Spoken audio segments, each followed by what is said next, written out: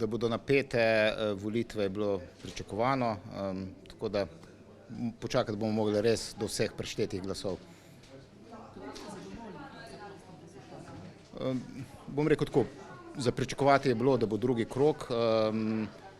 Pričakoval sem oziroma pričakujem, da se bom vrstil v drugi krog, bilo je pa tudi za pričakovati, da bo lahko šlo samo za par 10 glasov razlike, tako kot zdaj tudi kaže.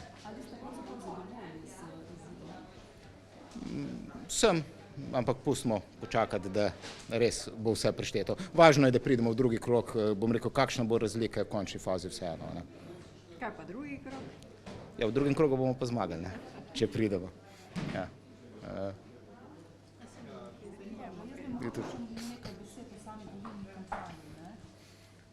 Ja, volilna kampanja, kar se nas kandidatov tiče, ocenjujem, da je bila korektna med nami kandidati.